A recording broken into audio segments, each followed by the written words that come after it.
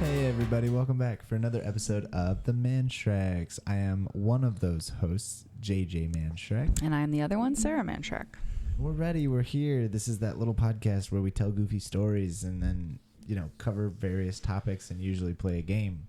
I'm excited. This is going to be a little bit different angle. I mean, we still have our classic stories, but for the second half of the podcast, we're going to do something a little different, and I think that'll be fun. Yeah. All right, you ready to approach the news desk? Yes. All right, why don't you go ahead? All right. So my first story is, it just kind of makes me a little bit sad, though. It's a 28-year-old woman accused of posing as a Louisiana high school student. What? So a woman, Why? a 28-year-old woman recently enrolled at enrolled at a Louisiana high school and posed as a 17-year-old student to learn English. Oh. So this woman, Martha Jacina Gutierrez Serrano, and her mother, Marta Elizabeth Serrano Alvarado, were actually from Honduras. And her mother was 46 and she's 28. And so they came to the U.S. from Honduras. She has her birth certificates from Honduras, and it says that her mother enrolled her in high school. She wanted to learn English. She wanted to become proficient. So her mother enrolled her in the high school as a 17-year-old so that she could learn English. And then it says there was no nefarious reason behind this. It's just bad judgment. Oh, that's It says there's better options than falsifying records, perhaps enrolling in ESL or GED programs, but this seemed to be the easiest solution for them somehow. So they just falsified her birth certificate and enrolled her in high school. It said there's no evidence of criminal activity or inappropriate conduct for either of them. But it said they didn't discover it till 4 days after the school year ended. There was an internal investigation. The whole school year. There was an internal investigation that received a tip that a female student, believed to be 17, may actually be in her mid-20s. A little bit okay, so first of all... I'm kind of like, can we just let it go? Yeah, it's not that big a deal. On the first... No one was harmed, right? Yeah, there were no inappropriate things that happened to high school students because of this woman, right? I would hope not. But yeah, as long as she... Did you say she was it was a good student, right? She wasn't disruptive. It doesn't say anything about it. It says there's no evidence of criminal activity or inappropriate conduct by either person. So she wasn't disrupting class or causing problems for other students. It was for her personal growth and wanting to learn English. And honestly, they say that full immersion is better than any class you can take, right? Just living in the culture wait, because learning English from high school may not be what I would say. Oh, I would say it's a terrible idea, especially a high school English class. That's, I don't know. I feel like high school English in America is less about the language, and I don't know that I'd want to learn English in a high school English class. It's interesting though. It makes me a little bit sad that they caught her. It's I know. Just leave her alone. When you said that there was a 28-year-old woman posing as a high schooler, my brain went through several more nefarious things. I did a story a couple last year about this. There was another woman in New Jersey who was a 29-year-old who used false documents to enroll, and she was only there for 4 days, and she did not have as much of a pure intention of going. She just wanted to go to high school. So I feel like this is probably the most innocent of intentions to me. I mean, from the outside, that's what it seems like. I'm trying to figure. A lot of people, myself included, we did better after high school. I don't want to go back to that. Yeah.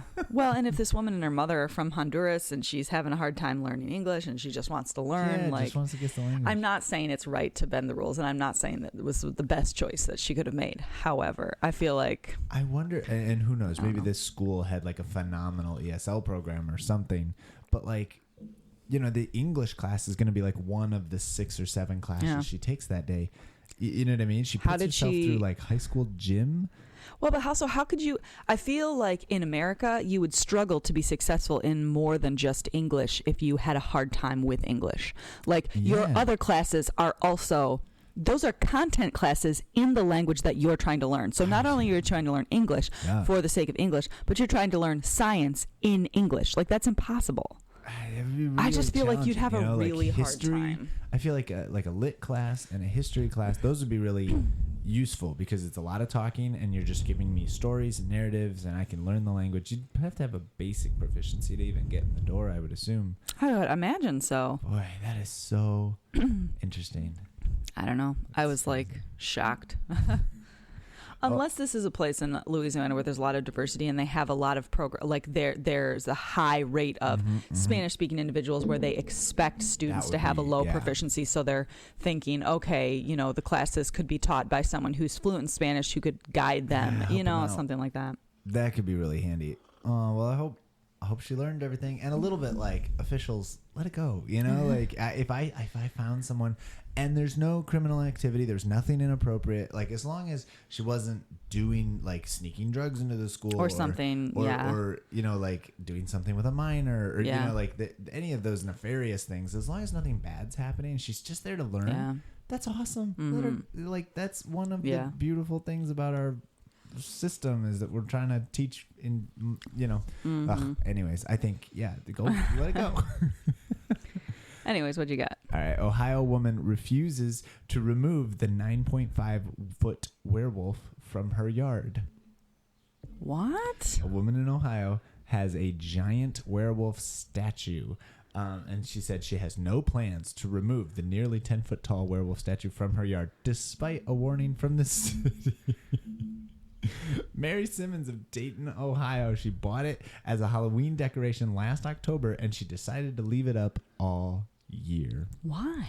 So you remember the giant skeletons? Yeah, those 10-foot tall they're skeletons. Super popular, right? A bunch of people in our neighborhood had them when we were living in Flushing in the last And October. then they kept them up till Christmas time and decorated them with a Santa hat. Yes, I remember that. And I assume it's because they're huge and they're hard to take down. Where the heck do you store? This is how I feel about holiday decorations. Where the heck are you going to store that crap? Like, that's cool that you got 1,000, different Christmas decorations, but they're only up for 1 month of the year. Where are you putting that stuff? I literally cannot justify buying so many things for every single holiday so that it can be stored for 11 months out of the year. It's just not worth it. She said, he's kind of become my house mascot. I kind of look at it as a security thing. Who wants to break into a house with a 9.5-foot werewolf sitting outside of it? I know I wouldn't. Lady, come on. I mean, here's the thing. I'd rather leave them up because it's easier and then I don't have to store them. But if the authorities come knocking at your door and tell you need to take it down, maybe you should just take it down. But also, why do the authorities feel the need to tell her she needs to take it down? It seems like two sides to this. On the one, she's being ridiculous. You don't leave Halloween decorations up year round. It just it identifies you as kind of the oddball house. It's like, oh, you're that house that doesn't. You know what I mean? I don't know. There was a house in Flushing that they left skeletons out year round. They just changed the way they were for different holidays. That's true. That was fun. I mean, it was not that big a deal. But then again, I'm not the kind of neighbor who's going to be like, I really don't like your statues. I'm going to call the police if you don't move it. Like, right? I think this is a little bit overstepping your bounds here. Authorities don't need to be approaching this woman about something that's in her yard. It's not hurting anyone. She hasn't been putting it in someone else's yard to scare them. And what the neighbors come on, maybe you don't like it, but you know what? Just look the other way. It's not that big of a deal. Are you really worried about what other people will think when they come to your house and they see your neighbor with the statue in your front yard? Come on. I don't know. I feel like I see both sides. I just feel like live and let live. It's not worth the battle. She's been dressing the wolf in various costumes to represent seasons and holidays. I was going to say, see, this is like those people in Flushing with the skeletons in their yard. Shirt on it to gear up for the various holidays celebrate. Of course, Memorial Day and 4th of July. 4th of July, she'll leave it up. She's getting a big Hawaiian shirt and maybe some sunglasses for the summer. This woman is having way too much fun with this now.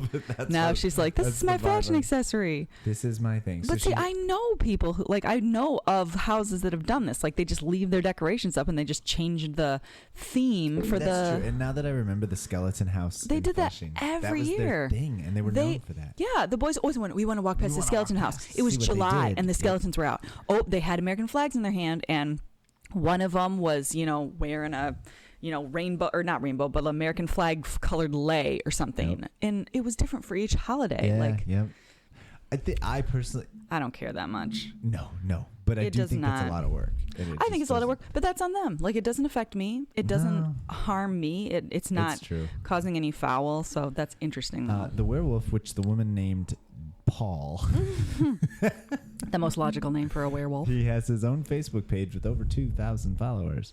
Neighbors have largely been welcoming of, now they switched it. They said Phil. Is it Paul or Phil? Come on, article. This is UPS. Ooh, there's no consistency here. Sorry, UPI.com.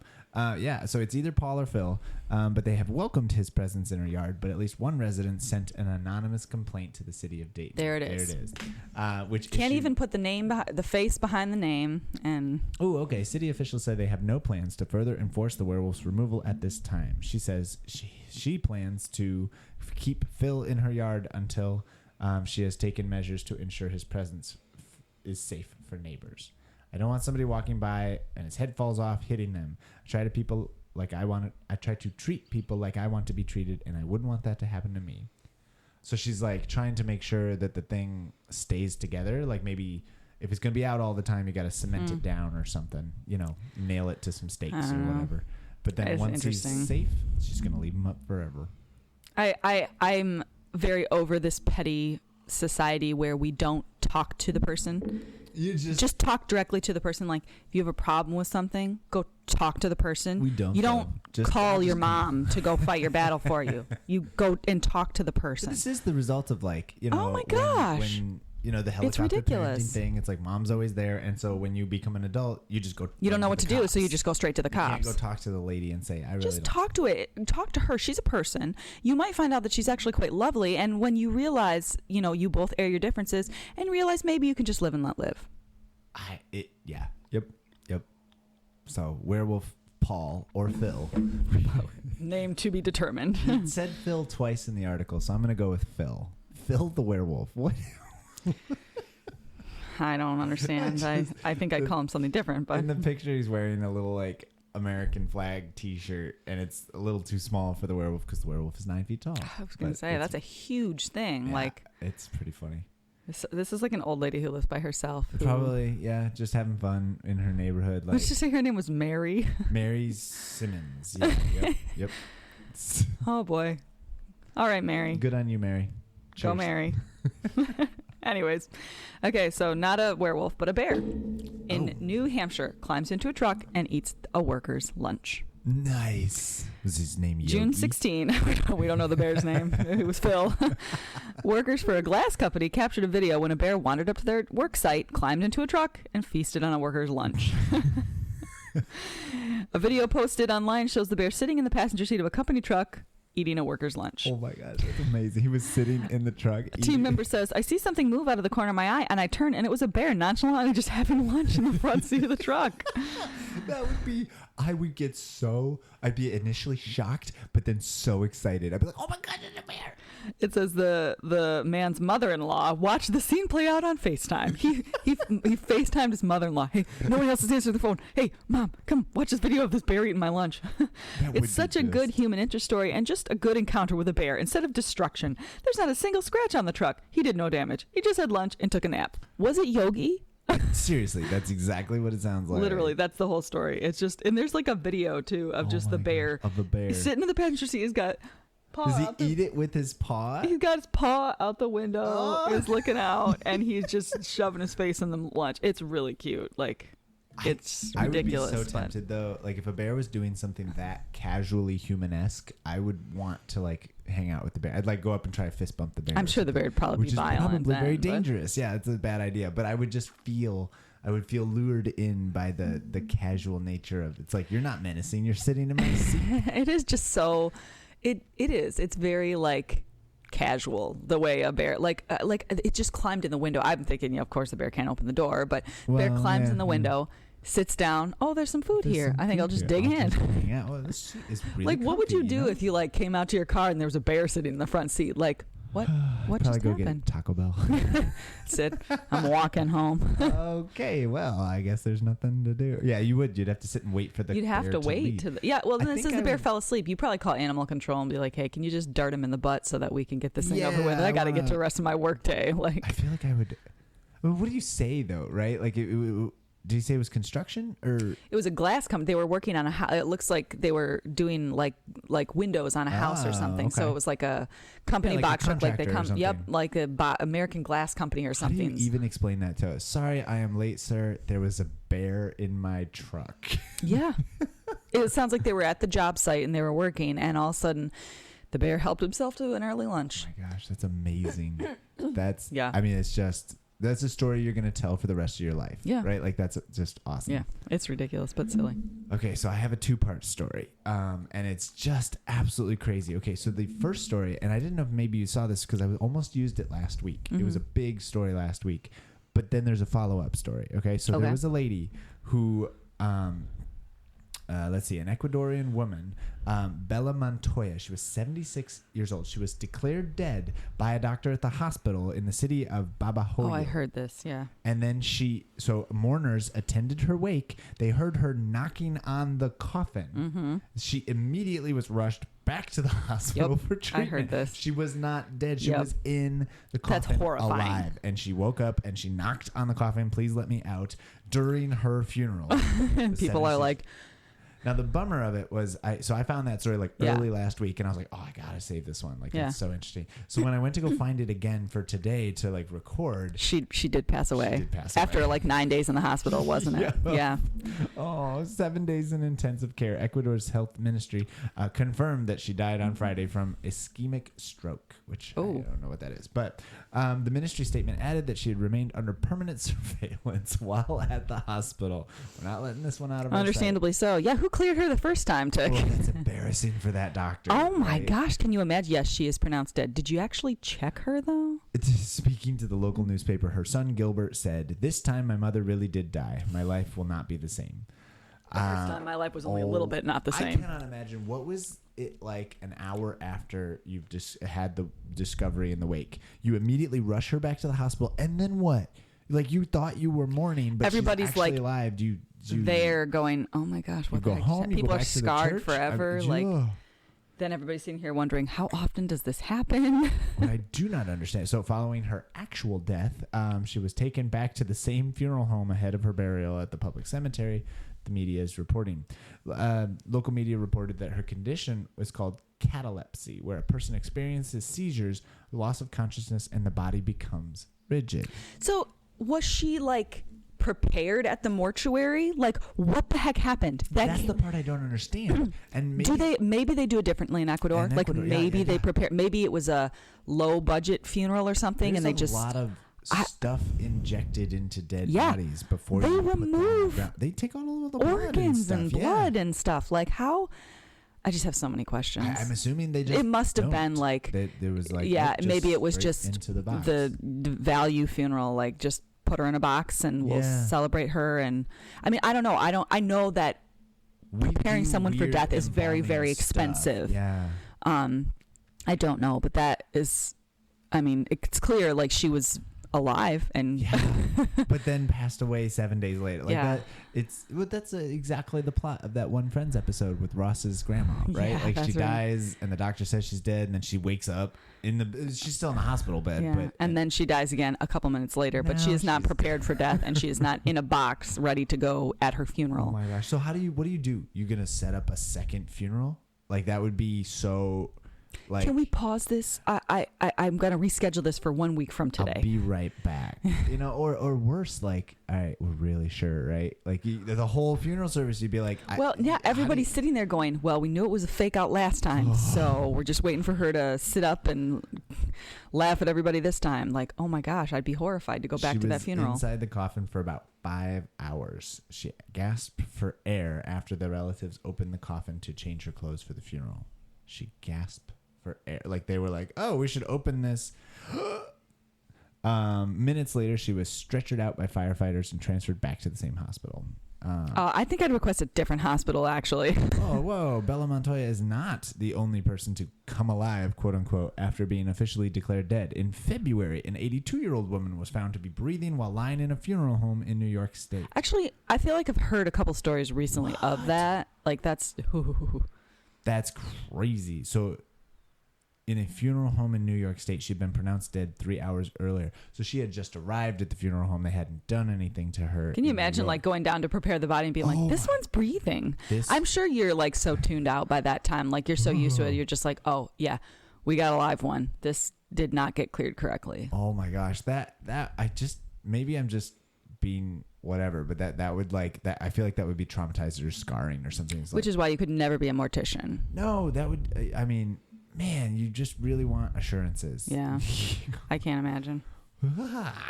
Poor family. I can't imagine what they would go through.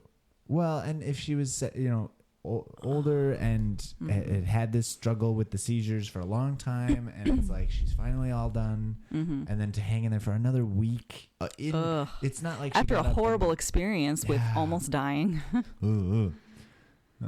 Anyways. Oh my gosh. All right, you ready for Sponsor Your Life? I am.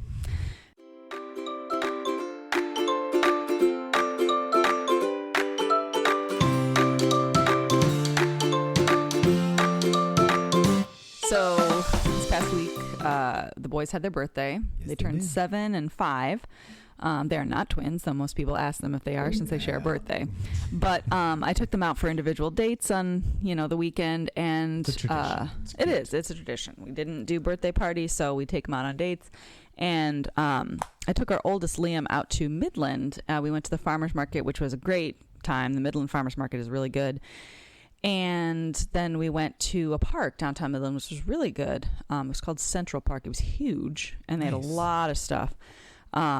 But yeah, just Midland, I found, has a lot of great parks. Like you search parks or playgrounds near me in Midland, and like 15 parks pop up. We went to that Grove Park over there by, what was that place called, the coffee shop that you always go to? Iron Grind. Yeah. And then we, went to the Central Park the other day, and I've been to another park with the boys down there. It's just there's so many places to go. So good on them for public parks. Midland's got a lot of good public parks. Yeah, so, that's awesome. Yeah. How about you? Sponsor my, so this is a dumb one, but I feel like I gotta give a shout out. So every kid, when I was in like 5th grade or 6th grade, every kid who wanted to be in band, we got to pick out the instruments, and they came and they showed us all the musical instruments, and we picked out our instruments, and then we got a little metal collapsible music stand.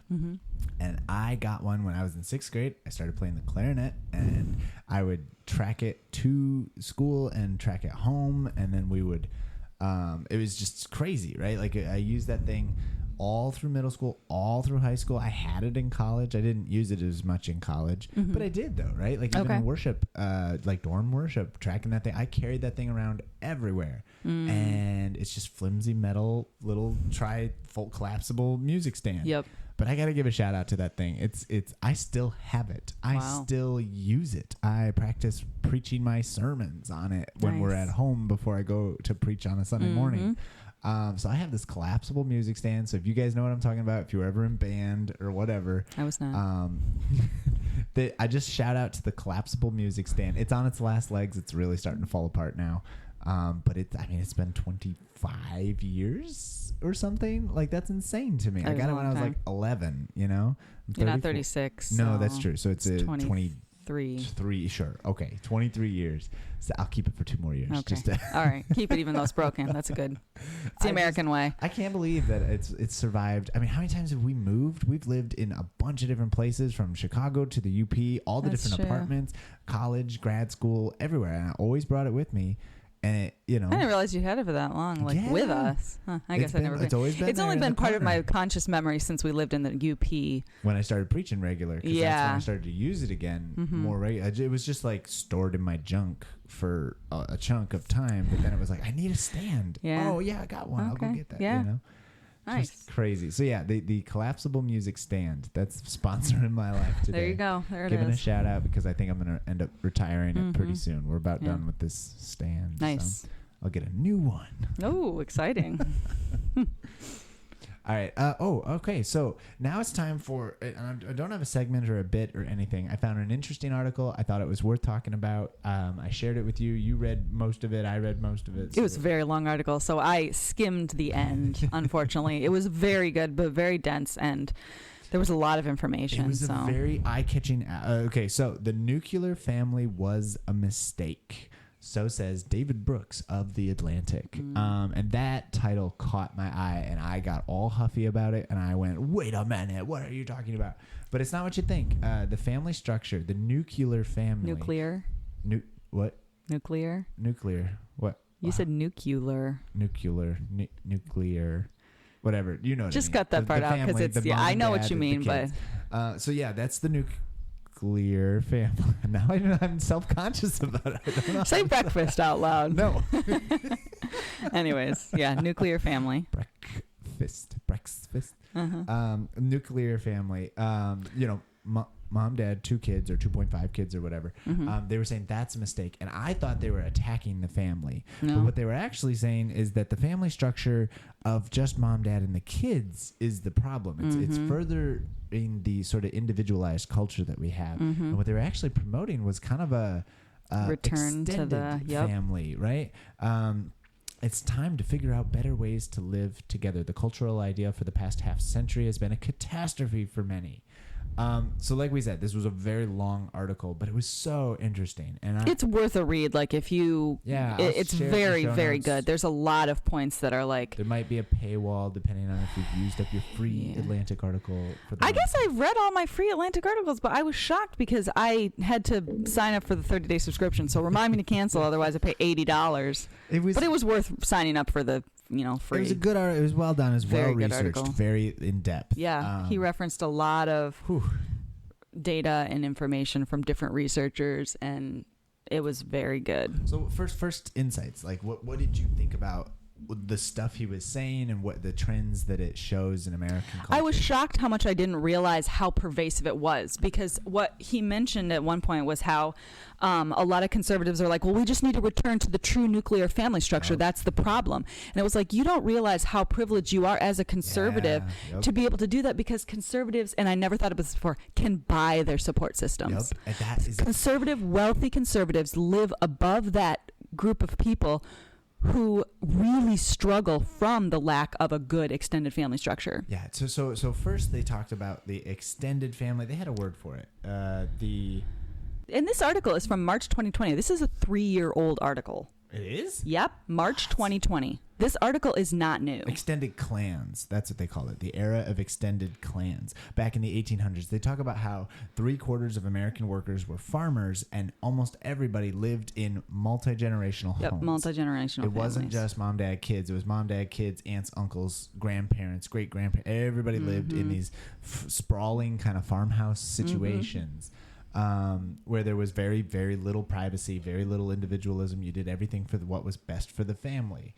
And in the modern world, you like speed up to the modern world. The wealthier people are able to have the nuclear family because they can pay for all the support systems that an extended family live with you. Like, so for example, you extended family, when they're all living together, you've got built-in babysitters, you've got built-in babysitters, mentors, built-in teachers, built-in instructors, built-in helpers for all sorts of things, cooks and cleaners and all sorts of stuff. And when you disintegrate that structure, you have to start paying. You have to start outsourcing. Yep, that's the only way. And it was like, well, that's easy to do. You can easily do it. Yeah, but you're wealthy. Only if you have the money. We can't do that. We can't afford it. We live far away from family. We can't afford housekeepers. We can't afford, getting food out all the time. We can't afford tutors. And it was like, think about it. And the one thing I found interesting was, we were just talking about this the other day, was like, think about how many wealthy, upper middle class Americans reference their life coaches or can afford life coaches and all this stuff. And it was like, it used to life's great, it's totally fine. Uncle because Jerry. You used to sit down with your grandma and your aunt who lived with you, and you'd learn valuable information that was like integral to your family because they are related to you. Now, why would you listen to some old person who you don't talk with anymore? Grandma lives 3 states away. You don't need to talk to her. You'll just go pay for a life coach. Oh, okay. I was shocked to think about like how valid that is in this culture. Well, and one of the things I thought was really interesting, because we have learned this in church life as well. So they really talked about how 1950 to 1965 was this weird aberration of cultural norms. Like that people have been trying to recapture that time period because post-war America was booming, even for the lowest echelons of society that were struggling the most, they were all improving at that time. Like this is like civil rights era, early. You know, it was before, from 1950 to 1965 that he was referencing that 15-year stretch of just it was. And so people are like, we got to get back to that. And it's like you'll never get back to that. Never. It was a weird kind anomaly. Of society and culture and booming economy and everything is like that was weird because like churches do the same thing. They're like, we got to get back to church attendance. It will never be it's like, that way again. You don't understand. That was a unique moment. It wasn't like that before the 50s, and it wasn't will like never that be after like the that. 65. You know, like it really worked for just that one segment, but it burned into our memories this kind of idyllic picture of, you know, mom, dad, and 2.5 kids in a picket fence. Yeah. For me, I thought it was really interesting. Well, there were two pieces. One was it was like this idyllic picture as long as you're okay with the subservience of women, right? Like one of the things they talked about was like that only worked out because women still lived under the headship of their husbands. Yeah. There was no, you know, free. This is right before the huge feminist movement in the 60s where women were, and I think that has kind of been. There's been pros and cons, right? I think it's been wonderful the way that women's voices are more respected in modern culture. I think that there's been a lot of growth and a lot of good achievements for women in our society.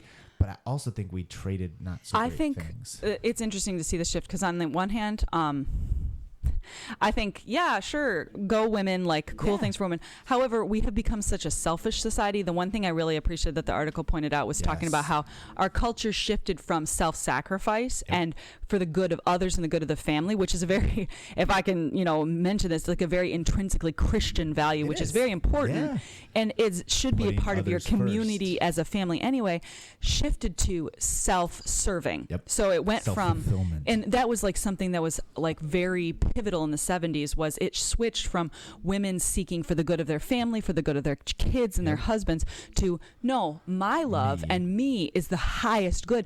And that is a key critical switch in our culture because I feel like that has just become so exacerbated in our society today is, you know, the good of myself is the highest good. Your feelings, you are valid and your every emotion that you feel is valid. And, you know, you are the highest good there's ever going to be. The worship of self in our culture is just so pervasive that I feel like that shift really did detriment to the family, which is why fewer women are getting married. Like they said there was as many as like 51% of people don't even have like a romantic partner or anything because they're so focused on work and fewer people are getting married. And like, it was so shocking to me because I'm like, of course, when self is the highest good there is, why would you want to sacrifice that? Well, and what's interesting to me is that I appreciated the larger framework because I think in the modern world, we're very individualized and we talk about how terrible it is that we want to go back to the nuclear family. We want to go back to when it was mom, dad, and kids in the home. But the nuclear family was a more individualized version of the extended It was everybody's family. Separate house and porch. The nuclear family was the first of many splinters. It used to be big family movements and everybody in the family together had like the family farm or the family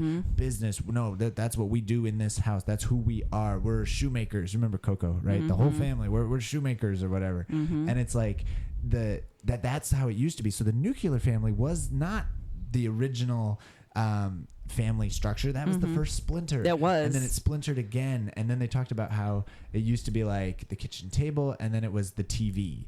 And it was, instead of families gathering, big extended families, it was just nuclear families around the TV. Eating turkey in front of the TV. And then the next, instead of carving a turkey with 30 people in the room, you do just Thanksgiving dinner with just your turkey dinners in front of a TV. But then the next level of splintering has happened where it's everybody has their own screen now. We all have our personal individual, and so we have.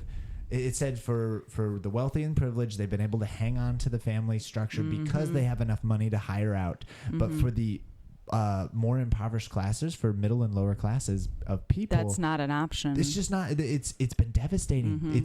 There's chaos in the family structure. There's nothing to hold anything together. Also found it interesting that they were talking about how they were like, conservatives see this as a problem, and rightly so, but progressives claim, they were talking about how progressives claim any family structure is an acceptable family structure. We should be accepting of all family structures. And it's like, but if you look at progressives and the way they live, they have a very strict formula for their own family. And it was like when a group of students at the University of Virginia was interviewed on whether or not it was acceptable to have a child out of wedlock or not, 67% said, oh, it's totally acceptable. I would have a child out of wedlock. But when polled whether their parents would think it's acceptable, 97% said my parents would absolutely freak out. Isn't that just fascinating? Because among progressives, even the valuable family structure, and you see its merit, you can't knock it. It's just a healthier structure with better outcomes for the most vulnerable, which are the children. The most emotionally resilient, the most successful children. It said, what is it?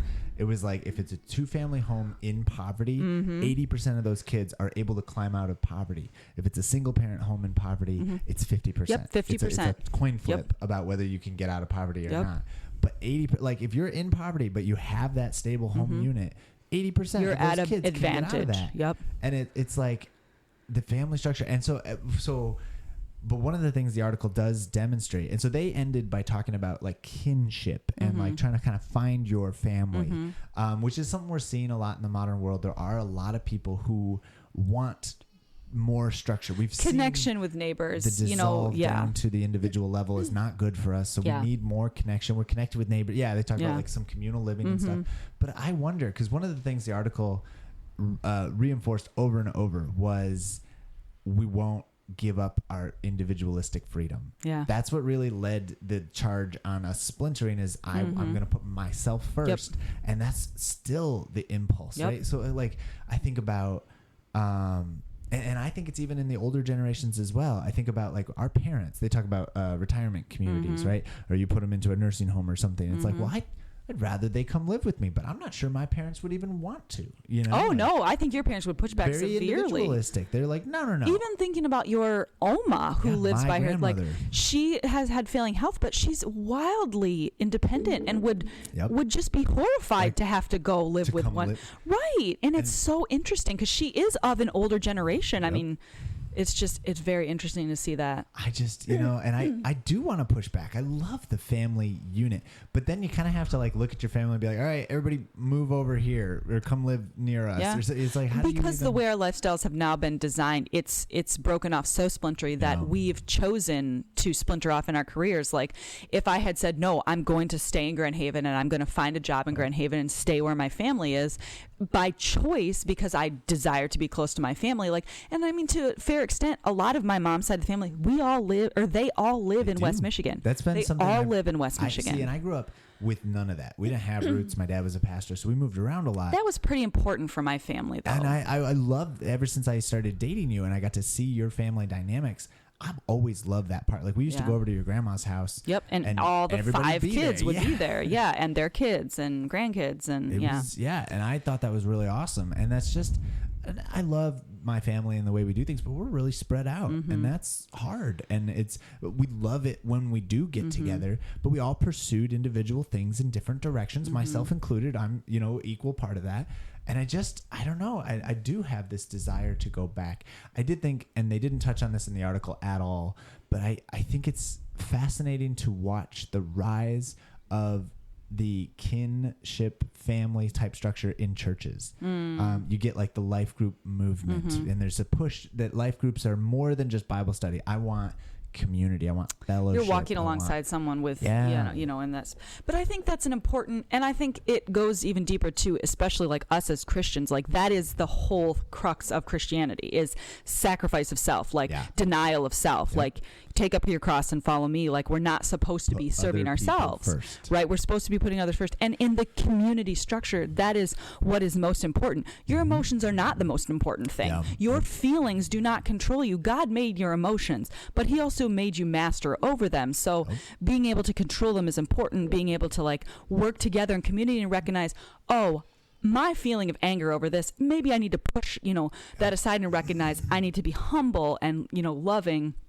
And you're not as independent, quote unquote, but like you're part of a community that's more important than you are, you know? And I think that's so anti-society. Well, and that was the thing. It was like I was thinking about this and I was like, the pushback to in order to push back against these trends, you really do have to be willing to give up some of that individualistic freedom. You know, like if you want to not have everybody sit on their separate screens in the living room, you have to give up the phone for a chunk. You know, I have heard of families that have a phone basket. Like the minute you come home, like you're gonna be in when we're in family time, like you put your phone in the basket and you hang out. Like that would be very countercultural. I don't bring my phone to the table. Like when I'm with the kids during the day, I don't have my phone on me. I don't very rarely have my phone. But like that's an important thing. Like I want my kids to recognize like my phone is not the most important thing. Spending time together and being part of this group is the most important thing. Well, and I think like I think about so like now that we have kids, right? I love. Like I used to make fun of like what's it called? Everybody Loves Raymond, right? And they're like, grandma lives across the street. That's so crazy. And it's like, actually, that sounds amazing. No, maybe not across the street, but the more I think about it, it's like I do want. Why would that be so awful? With close. I'm not totally into the coming into the house without knocking thing.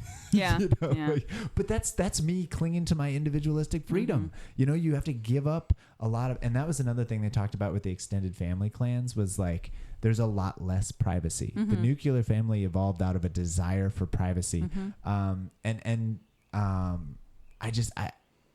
hard to give up. You know, that's hard to say, I'll give up my privacy. But it's like, what would it look like if we were like, but would the benefits outweigh the negatives? You know, I think that the benefits do. If you look at the bigger picture, the benefits would outweigh your discomfort for a short amount of time until you acclimate to that. I feel like would, you know, the benefits would far outweigh the difficulties. So I think like in our context, like I love my parents and your parents. So like this past week, the boys had a birthday recently and your parents came out and saw them and did gifts and that was super awesome to see them. And then my parents came out on a different day and we did like we had a lot of grandparents in the last like week or so, but they came, they visited, then they left. Now I think about the dynamic of like the extended family. It would be like, all right, let's have both of them move into our house.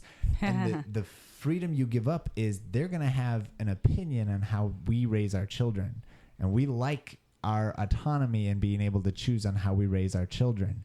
And I think there's big sacrifices when you push family groups together, and there's pros and cons. And I feel like you could eventually strike a balance though. There would be a pendulum at first, but you would eventually come to like a good middling ground. Like, oh, that's not how we do things. This is still our children. And yes, they would still be there to like offer, you know, help or information. But like once you kind of talked, because communication is key, you would have to get on the same page. I feel like you might be able to strike a better balance. But yeah, I do agree. But I think it would be so nice sometimes to be like even just talking to my sister who lives close to my parents, how many times she's been like, oh, I'll just have mom come over and take the kids and then I can get some stuff done. And I'm like, you know how many times I wish I could do that? Like I can't do that. It'd be super handy. It would. And there's just...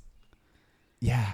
And I think there's a real tension between the desire, because we have seen the devastating effects. This article does not pull its punches on like the rise of depression and anxiety and just the statistics of the negative deleterious effects of individualism. But the trade-off is if you want to go back to some kind of extended kinship relationship, whether that's with family or if it's like with people, a family you choose, you know, whether it's your church community or your neighbors or the community you live in, that you have to give up freedom and autonomy if you want to live in community. And I think that's that tension. And we as Christians, like you said, are totally called to think of others first, put others first. We're called to. I'm not saying it makes it easy, because we all like our individualistic ideas really and self, which is why sometimes we still struggle to make it to church because, I just want to sleep in today. Well, so the end of the article, it talked about how the wealthier a country becomes, the less poverty they have, the less the more individualized they are. The less connected they are. They were talking about like Sweden or Denmark or something, and they were like, it's like 1 point whatever people to a house. I mean, it's really individualized. Whereas in some of the more impoverished countries, it's like 13 people to a house or something like that. And so it's like when you get wealth, societies purchase privacy. That's the first thing that we put the walls up. And it because that's what capitalism likes. You know, it likes individualized consumers so they can get all of you to buy stuff. They make more money off one person than they do off, a group of 13. Buying one thing. Yeah.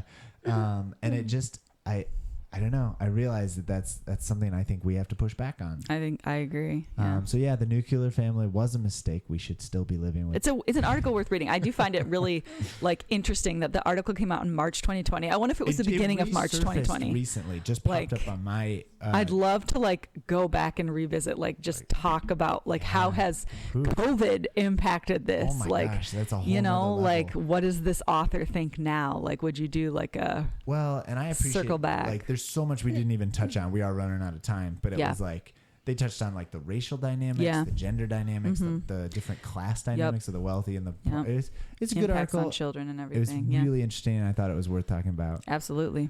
All right, we should wrap up. Thanks so much to Music Town for the use of our theme song, and thanks so much to your panicked look on your face. I just tells me that you probably don't have a mom joke. Okay. What was the one I said the other day? I feel like I had it was a good one. I can't remember it now. That's not helpful. I know. Something about the Harry Potter, the what's Harry Potter's favorite? Wait, so sorry, I didn't even prep it up. Are you ready for me to tell you the dad joke of the week? Yeah, I'm totally ready. This is a nice switch. What was it? It was what is Harry Potter's preferred way of going downhill? I said Slytherin. I thought that was pretty good. Walking. JK, rolling. Also, thanks, Dad, for shouting out that the 22nd is National HVAC Day. Oh my gosh, I forgot. Celebrate. We will be celebrating independently. You can celebrate in your own way. Episode 10 of this podcast, if you remember, for longtime listeners, was referencing that June 22nd is HVAC Day, and we will be celebrating privately. In just a couple of days. I completely forgot about it. It was so funny that he brought that up. Yeah. All right. Bye.